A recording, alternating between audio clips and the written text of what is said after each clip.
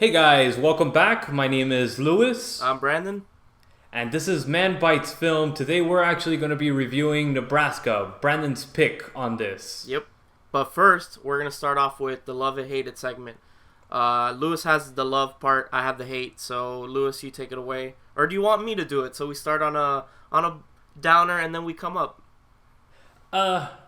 Let's start with a good one. Okay. Go to yeah, I think that's best. Okay. This week I'm actually going to be reviewing Get the Gringo. This is a Mel Gibson piece. All right. I honestly, he's the main actor in it, and to be honest with you, I think he directed this, and he used what's his name again, Brandon? I forgot the guy's name. He actually did not direct it. It was Adrian Grunberg. Yeah, yeah. Which he's been on AD, like he's been an assistant director on a crap load of movies. I mean, Amor Perro. He was on. I mean, Jesus Christ, what else has this guy been on? Let me check for you. Adrian Grunberg. He has been known for assistant director on Wall Street, Money Never Sleeps, Edge of Darkness, The Limits of Control, Apocalypto. So he's known for working with Mel Gibson a lot. Yeah, but also Amor Perro and some other stuff as well that were really, really obscure movies. But he did freaking phenomenal job with this movie. The whole movie is based around Mel Gibson. I guess you could say he's a bank robber type of thing. And he's escaping from the police in the U.S. right on the border of Mexico and the U.S.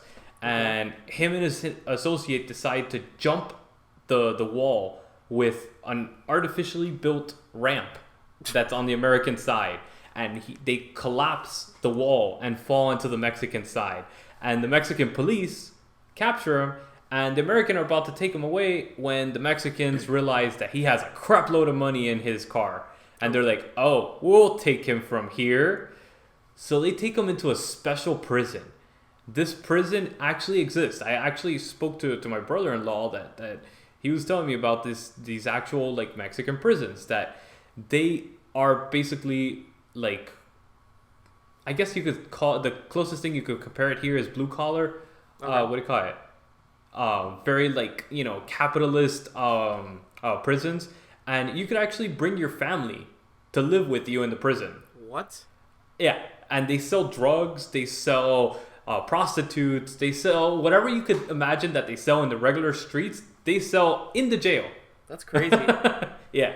And really crazy. It's just insane. And the whole story revolves around him trying to get back to the money. Okay. And you realize different catches and different things are after him. And he just gets involved in like assassination attempts, bringing down the head honcho in the prison. He has a family relationship with some people in the prison. It's a very touching film. Okay. Even though you would never imagine it to be. This film, I was going into it expecting, this is gonna be a piece of shit. Because I don't like Mel Gibson movies. I hated The Passion of Christ. I like Braveheart, but that's pretty much it. Yeah. That's where my line is drawn. I hated The Patriot. I don't like Mel Gibson that much. I thought you liked The Patriot. Movie was freaking awesome. I thought you liked The Patriot. No, I don't like The Patriot. Oh, okay.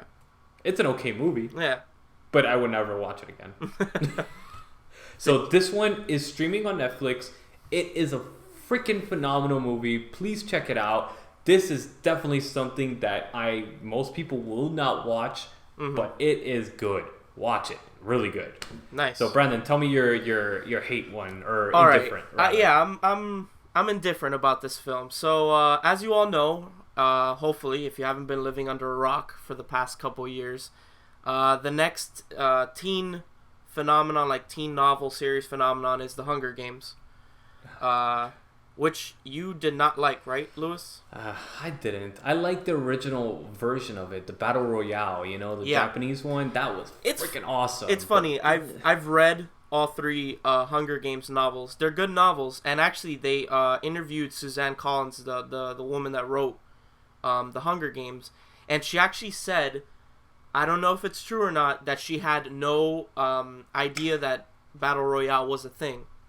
That's bullshit. I mean, this movie is way too close to. This book is way too close to Battle Royale. I mean, that's another thing. But the thing is that there's a lot of stories that revolve around, the whole like kids killing each other like in these games. Yeah, but not like this. I mean, literally, they make it into a game show type of thing. Yeah. I mean that's pretty hard to come up with as a storyline, and I don't believe that. I've heard that too, and I was kind of like, yeah, bullshit. I'm calling bullshit. Like a part of me is like, oh, that's bullshit. A part of me is like, maybe she really hasn't heard of it. We'll never know. I mean, come on, look at this guy, this numbnut, freaking George Lucas and his crazy Star Wars shit that he swears, oh yeah, it was an original idea. Oh, okay, and then years later, he was like, oh yeah, it was a stolen story by Kurosawa, which we just mentioned a couple episodes ago. Yeah, basically it was it was completely ripped off. Even the effects were ripped off. Yeah. The only thing interesting about the goddamn movie was the effects, and even that was ripped off from Kubrick. Yeah, but this guy lives on the shoulders of great directors. I know. The only movies he's done are horrible, cheesy as fuck teenager films. I love how like my mind just like it just zip lined straight to like Star Wars. I love this shit. I know, right? But we're on the edge. We're on the precipice of watching supposedly going to be one of the most phenomenal movies in the last 10 years. Yeah. Okay? And it's Star Wars. So everybody's mind is Star Wars instantly. No, so I agree with you. It jumps. The phenomenon is real right now. Like it's everywhere. You go to Target, you go to any stores, there's toys. Yeah. It's everywhere. You can't like turn a corner without seeing something Star Wars right now. Yeah, but for real. That's besides the point. So going back to the Hunger Games, I read all 3. I enjoyed all 3 books. She is actually, for being a young adult writer, her books are actually very well written. Very well written. She I've makes never read the books. I can't say anything on that. If you've read like the Twilight series by Stephanie Meyer, that woman has nothing on Suzanne Collins. Like, she's a much better writer than Stephanie Meyer will probably ever be. But whatever. So the final movie just came out. The Hunger Games, Mockingjay. Oh, really? It's the final movie? Yeah. I didn't know it was the final movie. Huh. Yeah, they in light of like every other fucking novel series on the face of this earth, when it comes to the final book, they split it up into 2 films so they can get as much information across as possible. So, the final one just came out, Mockingjay Part 2, and I have my problems with it, and there are things I like. My problems is that certain... Okay, so, Lewis, do you care if I spoil? With this movie, honestly, I don't care. Okay. So, if you're... I would never watch this movie, so... Okay, so if you're watching the video right now and you don't want Mockingjay Part 2 to be spoiled, then skip ahead a couple minutes. So, a lot of people... so, I'm starting right now. So, a lot of people die in this book, which I applaud, because that's the biggest thing that I love about Suzanne Collins, is that she's not scared of killing off main characters, pretty much. Especially in a world like that, where it's not all nice, it's not all roses and all this shit. But you see, I didn't like how they did it in the movie. They made it look too clean cut for that shit. It's like, alright, this is post-apocalyptic type of atmosphere, and yet everything's so clean and pristine. It's like, not really. Like, the districts, like, they live in, like, shambles, basically, while the capital lives... When I think of shambles, I think of freaking District 9, not that. I mean, come on, that's like Miami living every day. Yeah, I know, but... So basically, a lot of characters die, and certain deaths should resonate in a much more impactful way than they did in the film. The biggest death in the last book, or in the last movie, is when Katniss's little sister gets killed in a bombing. Right in front of her, basically. And when I read that in the book, like, it hurt. I was like, damn. Like, it kind of catches you out of the blue, and I was like, it kind of left me, like, in a really somber place. And in the movie, when it happens, it just happens. Yeah. And it doesn't really, like, the point isn't put across, basically. It's not taken home, basically. Yeah, it's not like she drives it home, or the director, for that fact, drives it home. Well, that's the thing. Modern movies, they haven't gone well into killing characters and death scenes. I haven't seen a good death scene in a long time. Like, it's like if I remember correctly in the book, when her sister dies, she talks about it with someone. She's like, fuck, I just saw my sister get blown up in front of me. And in the movie, it's kind of as if nothing happened. No. But what I do enjoy about the book and the film is that it ends on a really somber note. Yes, they do win. Yes, they overthrow the Capitol and end the so-called Hunger Games. But at what cost? You know? Katniss is fucked up mentally.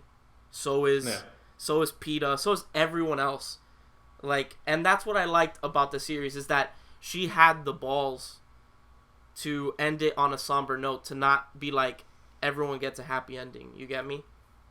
That's good. Yeah. But I don't know. There's something about these teen movies coming out recently, these long sagas of movies that have been coming out recently, that I'm just kind of like, I don't know if maybe I'm jaded in regards to them anymore, that I just don't give a shit. Yeah. Any of the character deaths in any of the movies, the Twilight movies, the Hunger Games, and I have to admit that I did watch every single freaking Twilight movie because I read the books and I thought they were good books. They were decent. I wouldn't say they were great books. I wouldn't say they were bad books. They were just okay. It was entertaining. Yeah. At least. But the movies were freaking god awful, man. The music. It's funny, man. Like, just a really quick side note before we go into Nebraska, but I feel like the first Twilight movie, Twilight, and the first Hunger Games movie, The Hunger Games, they were good. They're the best ones. And usually it's fucking hilarious because I talk to people and they're like, "What are you talking about? Twilight, the first one sucked." Oh, what are you talking about? The first Hunger Games, the shaky cam, it was terrible. And I was like, they're the best directed ones out of the 4 or 5 whatever films that are in the series. Because you could tell that the director actually liked the book. That's why he picked the project. Yeah. You know? But I hate it when they just do like a film to do a film. Going to another saga of freaking The Hobbit. Peter Jackson, he was in love with Lord of the Rings. That doesn't mean that he was in love with The Hobbit. Yeah. And the studio picked him and they said, "Oh, you're going to make this movie for us. Because you got to make more money for us." And he's like, "Nah, I don't know about that." And even he said it. He's like, "I'm not happy with the movies. I don't care for The Hobbit as much as I cared for Lord of the Rings." And I agree with him. But Lord of the Rings is an epic. Yeah. The Hobbit, it's a kid's story. Yeah, I agree with you completely. The animated film in the 70s did it justice. It was perfect. I couldn't have asked for more. I completely agree with you. Like, we've talked about this, but that's that's my problem, is that I compare The Hobbit to The Lord of the Rings, which I know I shouldn't, but The Lord of the Rings is this epic. It's this dire, like, oh shit, beautiful. We need to save the world. And then you look at The Hobbit, and they're not bad films, and it's not a bad book, but it just doesn't compare to Lord of the Rings. Yeah. It doesn't at all. You know, at all. All right, I gotta do a rant because I'm just so fucking fed up with trailers nowadays, dude.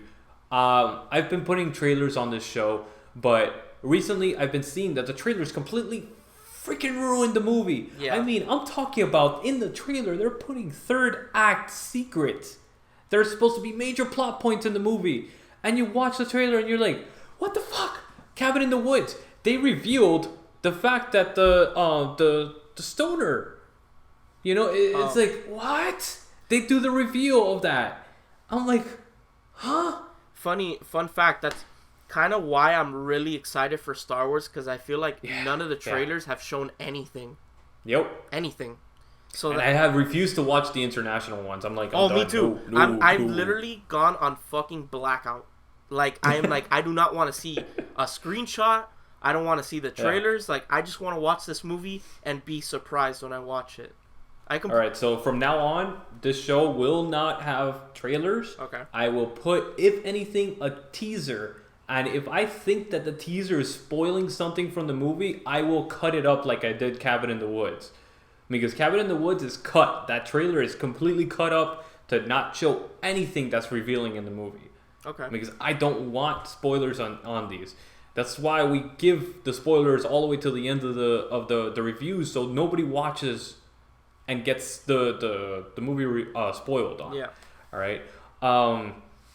So without further ado, I'm gonna try to do a teaser trailer that is, somewhat the story of Nebraska, which I don't think you could actually even spoil anything in this movie. You really can't. But here it is. Here we go.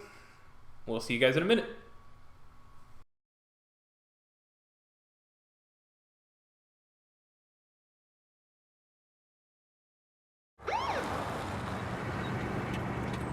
So you told the sheriff that you were walking to Nebraska? That's right. To get my $1 million.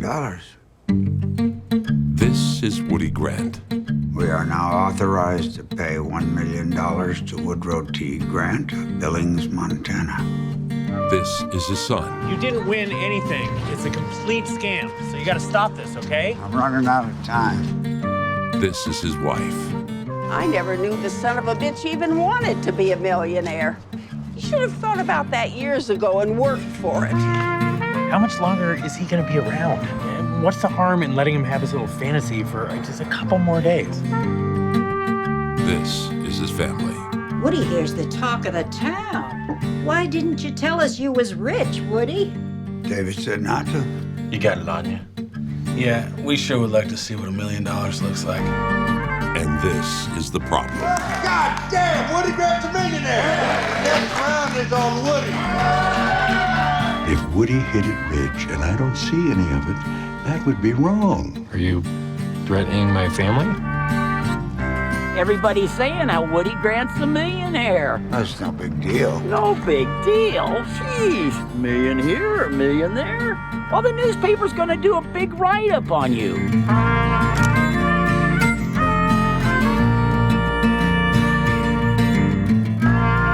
Honestly, right? Woody didn't win anything. You're a damn liar. Hey.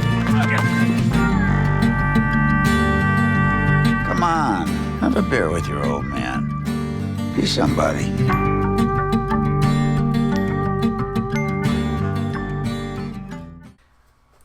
All right, guys. I hope you enjoyed that quick little snippet. This is the main film review in which we're actually going to be reviewing Nebraska, 2013 film. Yep. Brandon, what'd you think?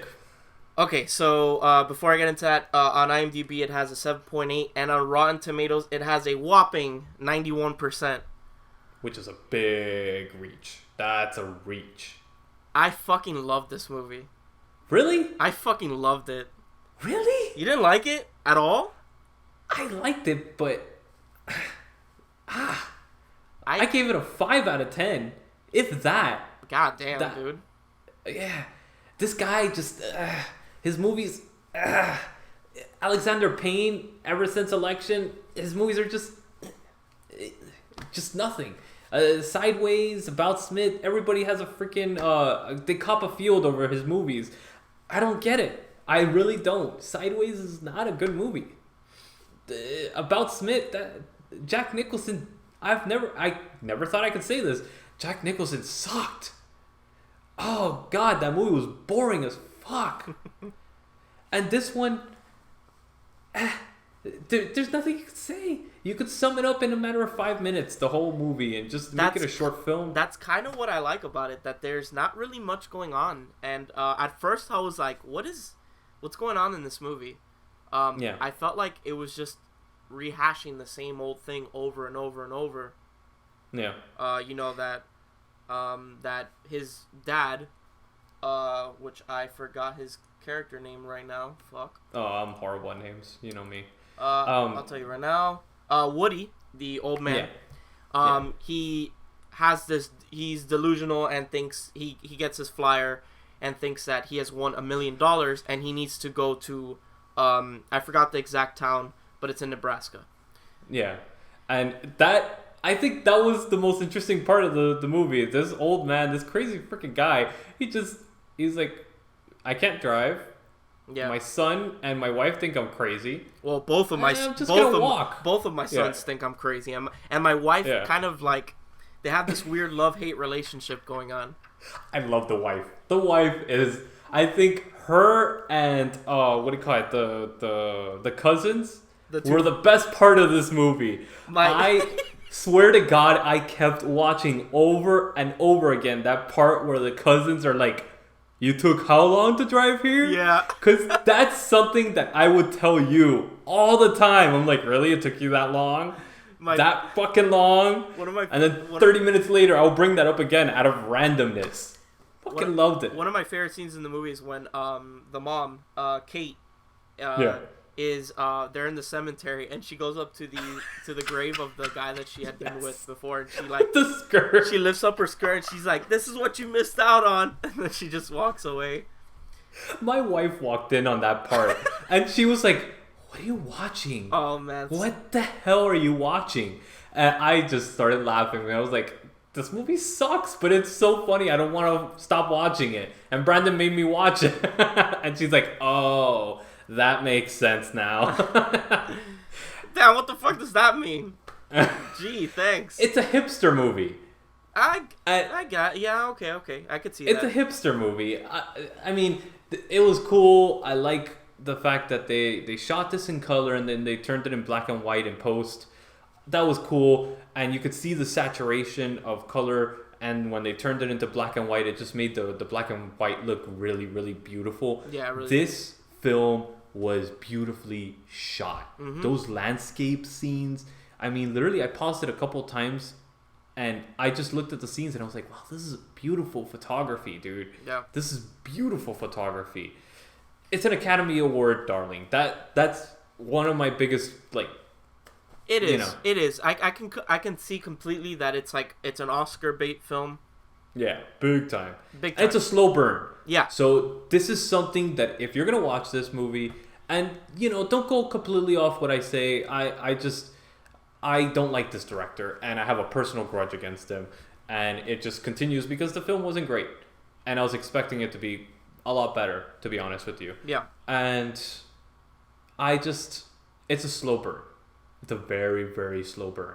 So once you get in little by little, and then you start absorbing the characters. And once he gets to Nebraska, that's when it gets really interesting. I don't know. Like, I thought everyone did a great job. Like Bruce Dern as Woody, Will Forte as David Grant, the main character, June Squibb as Kate Grant, Bob Odenkirk as Ross. And even Russ's character, he was trying to play Bruce Campbell, and I just didn't like it. I didn't buy in. Even the asshole, Stacy Keach, who plays I guess you could say antagonist of the film, Ed Pegram, that guy's a piece of shit. Dude, that was hilarious. I was like, oh my god, this guy is ridiculous. I was waiting for somebody to punch him in the face, the old man or something. Okay, so I loved it. You hated it. Should we? I didn't hate it. I was middle ground with it. That's why I gave it a 5 out of 10. It's still a good movie. It's not a bad movie. If it was a bad movie, I would completely obliterate it. But can we even do spoilers on this, or can I just? No, you can. You really can. There's nothing to spoil. I mean. Okay. It's the story about an old man and his car, to quote a Transformer tagline. The reason I like this film is because I thought it was just a nice movie about a son kind of rekindling his relationship with his father. Yeah. Who you can see that, like, I don't think he particularly likes his father at the beginning. Because I don't think it's that. I think it's just he was never there for him. Exactly. His father is. They keep bringing it up throughout the course of the movie that his father is a closet alcoholic. He kind of denies it, but he's like, "Dad, come on, like, you're a fucking alcoholic. Just admit it to me." Yeah. And by the end of the film, like, the acts that he does for his dad, like. He takes him to Nebraska. you know. I love the hat at the end. The freaking hat was priceless. When the lady gave him a hat, I was like, that's awesome. You're a winner. Yeah. And it could have ended there, and it would have just been perfect. I would have loved it. I don't like the ending. That's another thing. I kind of liked it. Not like the ending. I kind of feel like it signifies like him just letting go of all the bullshit. Yeah, but he didn't need to do it. He didn't need to do it. That was him saying, "Oh, look, we have stupid people in the audience. Let's completely dumb it down." It would have been perfect ending in the car with the hat, and that's it. That's it. Dude, it would have been perfect. Random question.